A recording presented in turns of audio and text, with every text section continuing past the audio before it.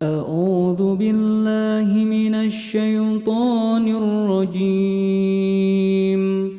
بسم الله الرحمن الرحيم.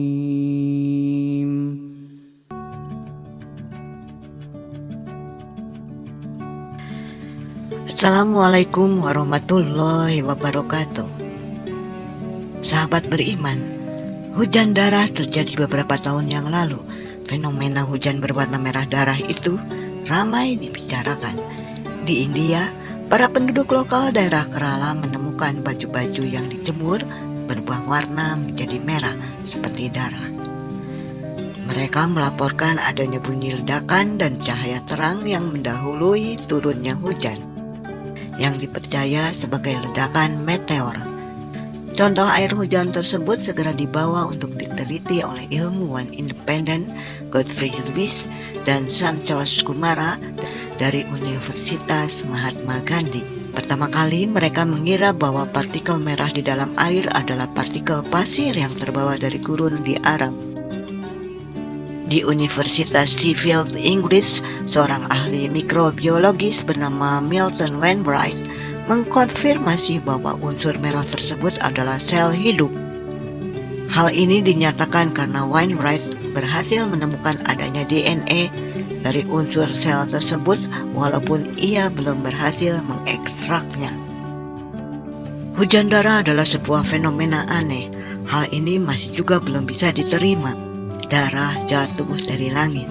Ya, siapa yang percaya? Maka mereka membuat dugaan bahwa ada meteor yang mendekati bumi, lalu meteor itu bergesekan dengan atmosfer dan menjadi serpihan kecil yang jatuh ke bumi, tetapi mengenai kelelawar di udara sehingga mereka mati meninggalkan darah yang jatuh ke bumi. Tetapi faktanya sama sekali tidak ditemukan sayap atau sebagian tubuh kelelawar. Ataukah hujan berwarna merah ini berasal dari luar bumi? Belum ada yang dapat memastikannya. Fenomena aneh serupa terjadi di Jepang tahun 2009 lalu. Kejadian ini mungkin terdengar aneh. Hujan biasanya ada kaitannya dengan cairan, tetapi ini benar-benar makhluk hidup jatuh dari langit. Hewan ini memiliki panjang sekitar 5 cm. Bentuk badannya sebenarnya lebih tepat bila dikatakan sebagai kecebong. Tetapi ada juga yang bentuknya hampir persis menyerupai katak berekor. Sebelum kejadian ini terjadi, tidak ada angin puting beliung yang sekiranya dapat membawa katak atau kecebong hingga ke tempat tersebut. Dan apa kaitannya dengan Al-Quran? Dalam Al-Quran, Alkisah zaman dahulu kala, Fir'aun jika diberi kebaikan dan kemakmuran dari Allah, mereka berkata, inilah usaha kami. Manusia zaman sekarang juga ada yang seperti ini. Jika sukses mereka berkata, ya karena usaha saya ini berhasil.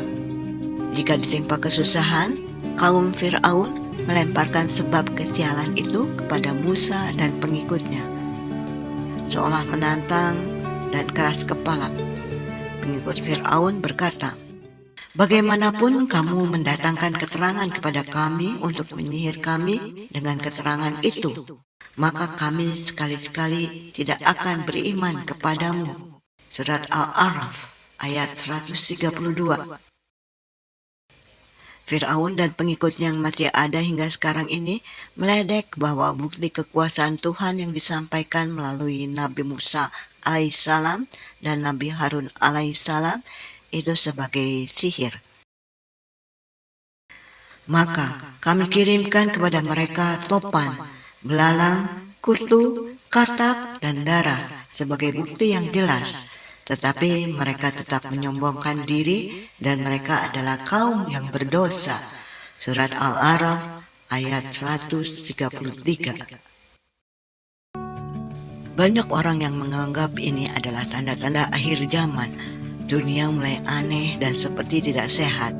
Selain hujan darah dan katak, ada beberapa hujan lain yang tidak lumrah yang terjadi di dunia, seperti hujan laba-laba di Argentina, hujan star jelly di Skotlandia, hujan cacing di Amerika, hujan bayi buaya di Amerika juga, hujan ikan di Australia, hujan burung di Inggris, dan hujan daging di Amerika.